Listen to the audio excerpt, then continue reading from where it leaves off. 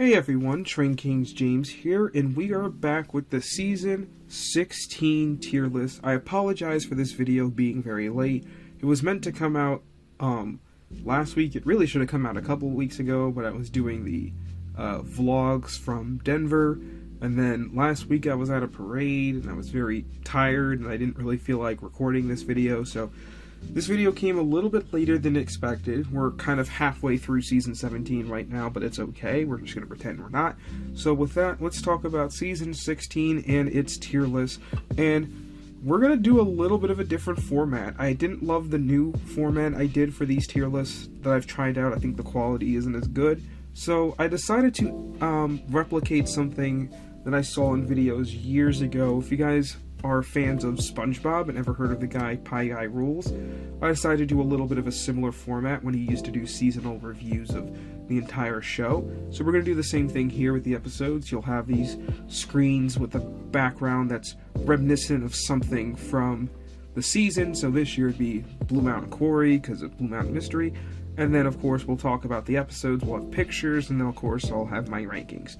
Anyway, so let's get started. Our first episode is Race to the Rescue, and this episode, in my opinion, is not a great way to start off the season. I mean, number one, you've got two of probably the fandom's least favorite characters in Charlie and Flynn as your starring characters, but ultimately I put this episode very far in the D tier.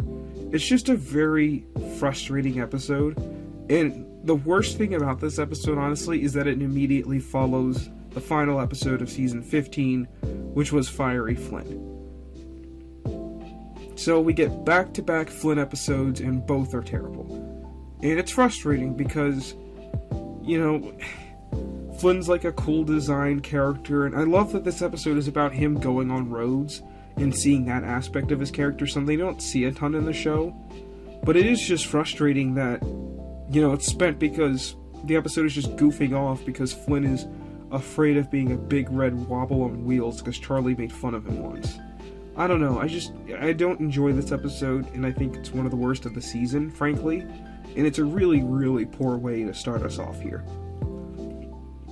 Moving on, our next episode is Old Wheezy Wobbles, and this episode is not much better than Race to the Rescue, but I did put it in C tier. It's a fairly generic, repetitive, and boring episode, but I do like that this episode expounds a little bit more on Den and Dart's character.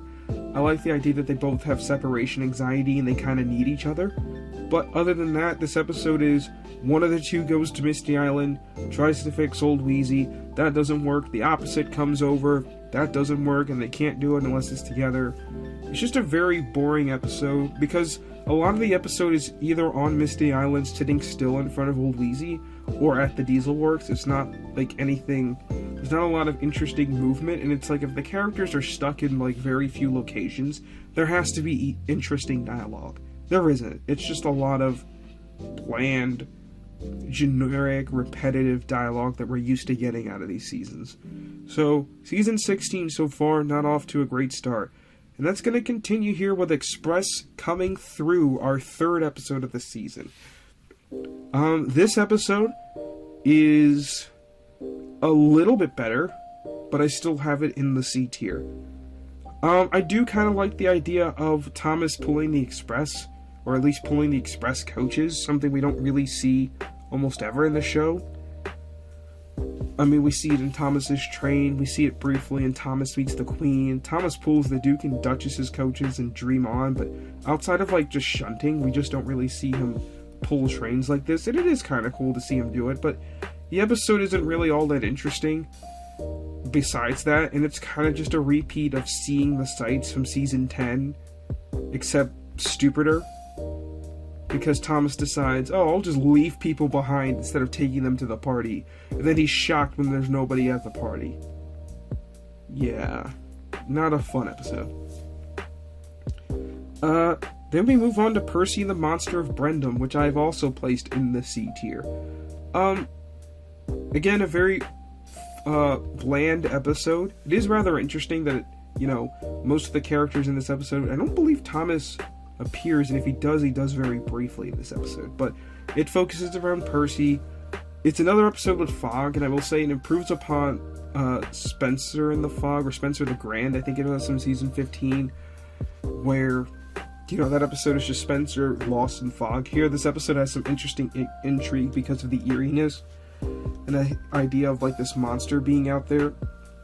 I do like the idea of Salty creating this story about the monster of Brendam, and it's just 100% based on Cranky, but that's the most interesting part of the episode. Again, it's just repetitive and generic, so nothing all that special. And we nosedive to a very infamous episode of this show, Ho Ho Snowman. Yeah, and this episode goes in F tier. It's just a very stupid episode. I don't like Henry being a scaredy engine, and when they do it to this extreme, it's very, very annoying.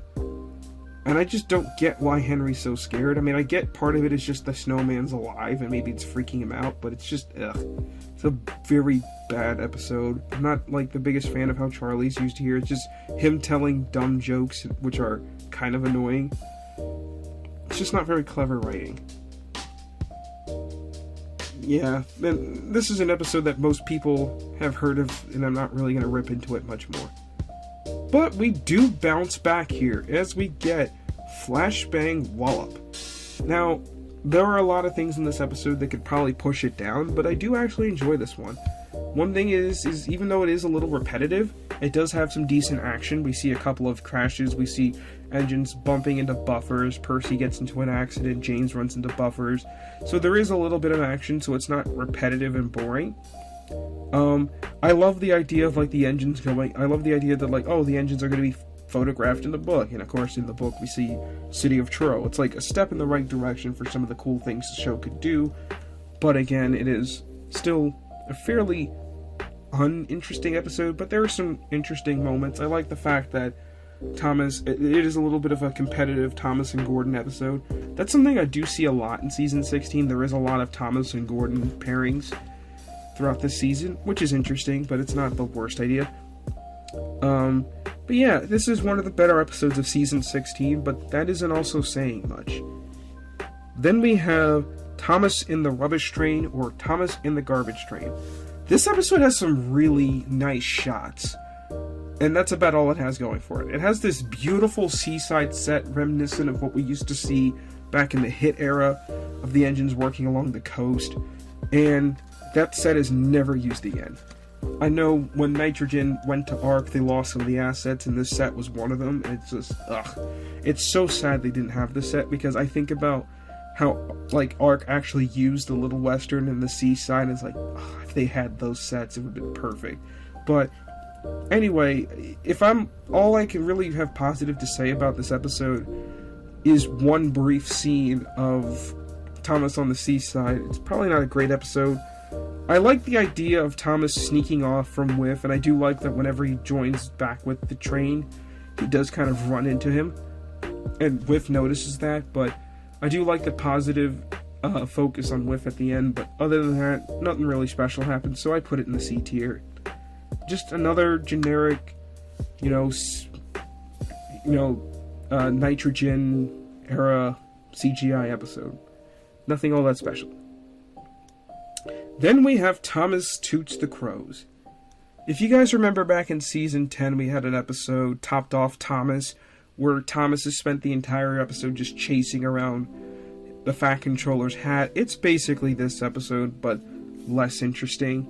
There's that one moment where Gordon gets a mustache painted on him by mistake, but that's really nothing to it.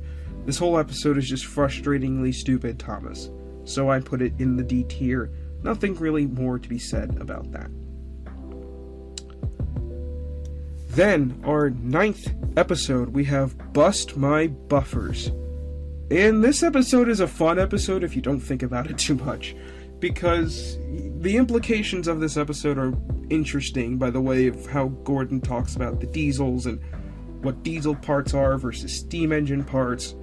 And knowing that right now on Twitter there's a hot debate about how the steamies versus diesels dynamic in Thomas should be handled, I'm not going to step into that hornet's nest, and I'll just leave it at that. But besides that, this episode is a really fun episode. I think it's a good use of Gordon's character. I like going back to Diesel Works, doing some stuff there, getting to know more about Den and Dart. And I do think it's a fun episode for his character. It doesn't have the generic 3-strike formula. I love the moment where Mavis is at the Diesel Works kind of bossing Gordon around. And I do like the moment that Gordon eventually does embrace having a diesel buffer. I like the accidents that Gordon gets into, especially when he hits that flatbed at the Diesel Works. My one thing that gets annoying is throughout the episode they keep saying Gordon broke his buffer and not his buffer beam. Like, they clearly show his buffer beam coming off, but they keep saying it's his buffer, and I don't know what they were doing at that point in the show, if they had a certain somebody who was in charge of figuring that stuff out, but most people know that that's not just a buffer, but that was very stupid. Anyway, so, but yeah, it's a fun episode, and it's the first episode going in the A tier. I really enjoyed this one. Then we have Percy and the Calliope, another enjoyable episode. It's nice to have a Percy and Diesel dynamic, especially considering what we got in Day of the Diesels. It's two characters that don't interact very often.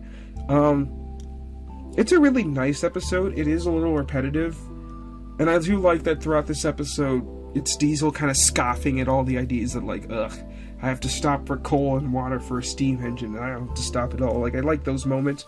I think the ways in which Percy tries to save the Calliope are kind of dumb, but I do actually enjoy this episode enough to put it in the B tier. I think it was a fun episode, and of course, it was a really nice homage to the original series with the Calliope playing the old show theme. So, that was nice. Then we move on to Thomas and the Sounds of Sodor. A very bland, generic episode. I do like the conductor, just the moments throughout the episode when he gets ideas for a song and he kind of starts doing these little sounds and little ditties. He's like, like, that's entertaining, but that's about it. It's just kind of a frustrating, bland episode. Nothing all that exciting happens. So, it goes in the C tier. Then, we have Salty Surprise. This is a fun episode because we get to pair up Edward and Salty, and these two characters we don't get to see together very often, despite the fact that Salty technically works on Edward's branch line, but in this day and age, branch lines weren't really a thing outside of Thomas's, and even that's questionable. So, it's nice to see Edward and Salty have a nice relationship, and while the episode doesn't feature Edward strongly in his best character, it is done earnestly what they do with him, and I can see what they're trying to go for. And I love that, it's a nice spot to their friendship, and I love the moment at the end when Salty gathers the engines and tells the story, because that's what he enjoyed most. This is obviously the Green Salty episode, which is an interesting aspect of Salty, that we don't really know when it fits in the timeline when he was green.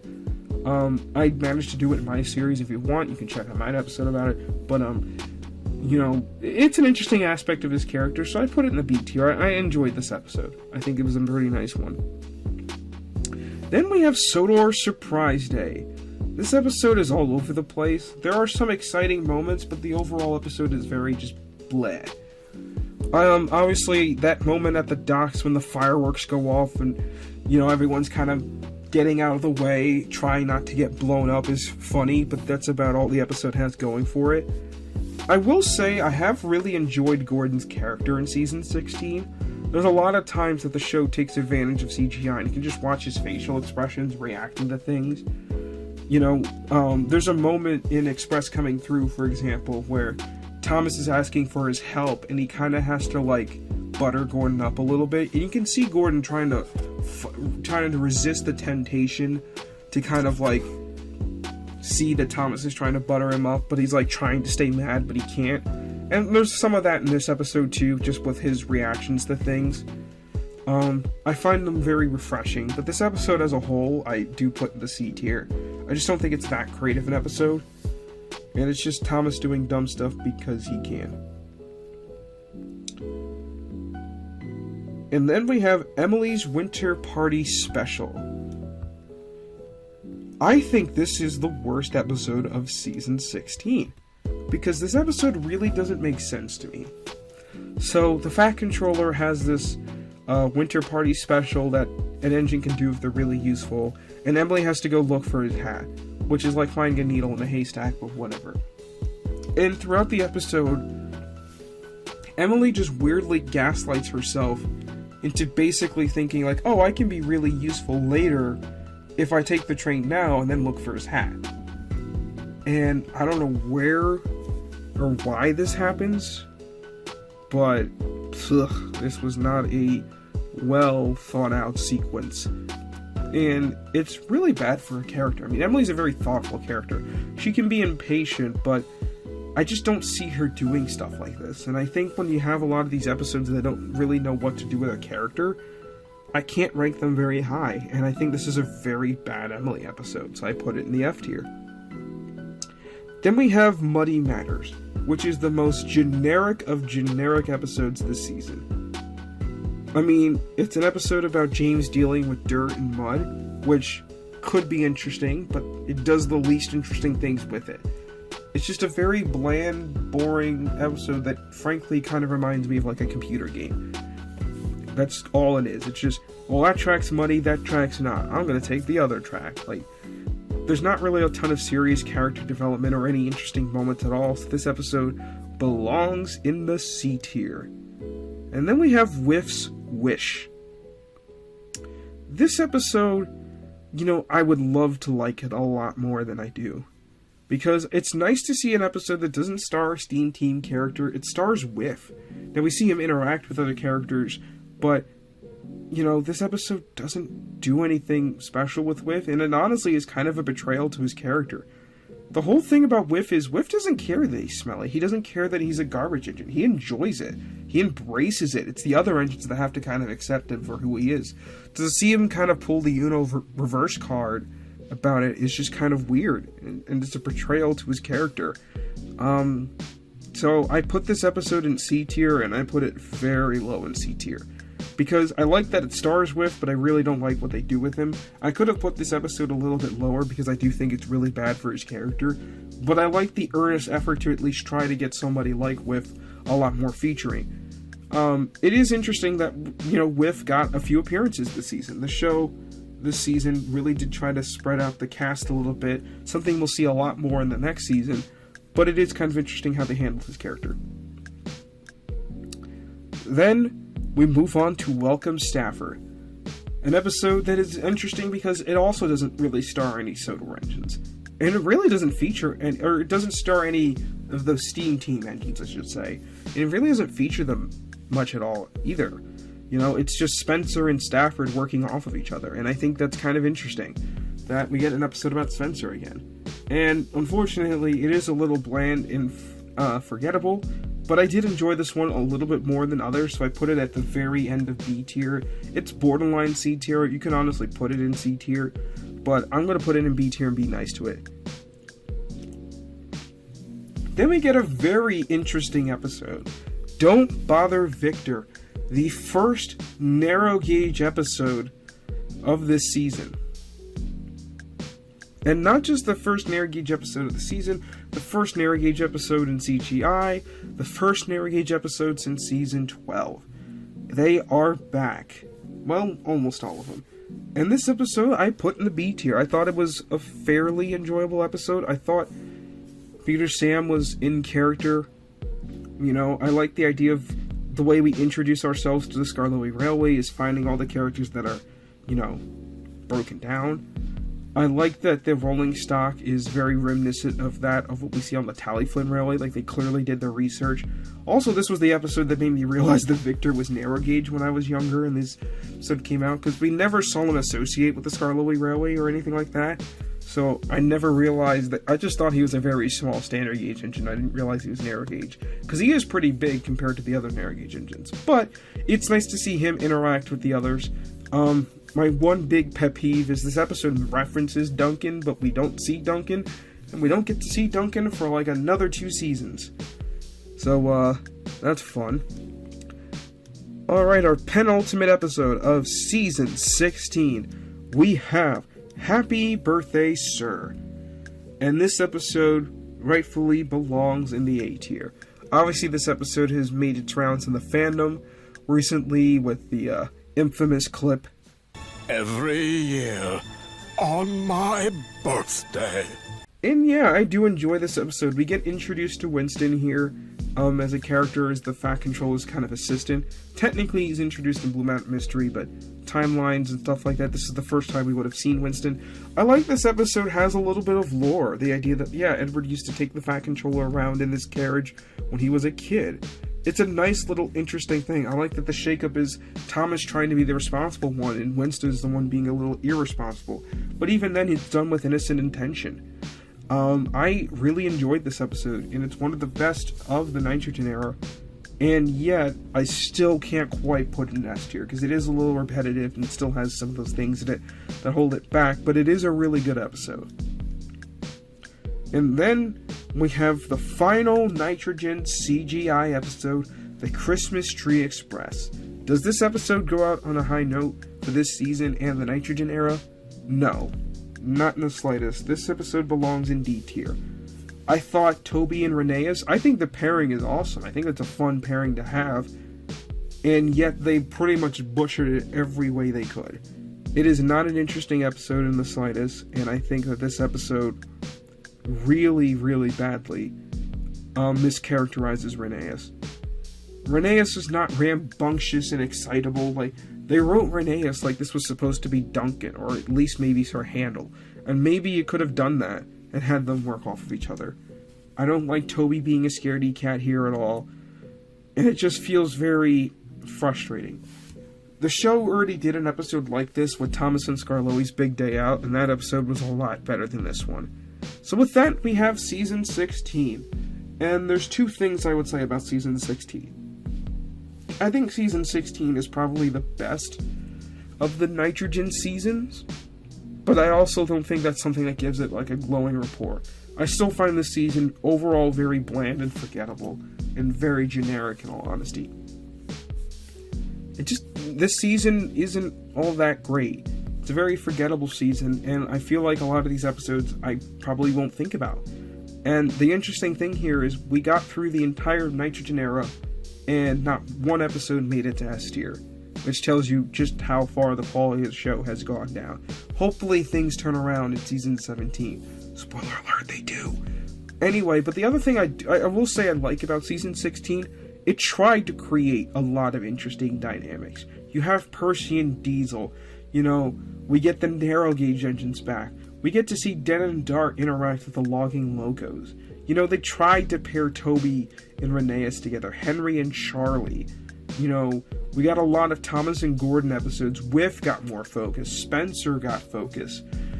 So they did try to incorporate more characters and create more interesting stories. And yet, they still fell back into old habits with bland, repeated plot lines and plot points, and just isn't interesting enough. But anyway, this has been Train King James. Hope you guys enjoyed my Season 16 tier list. Anyways, we'll be back probably very soon with the Season 17 tier list. See you guys around.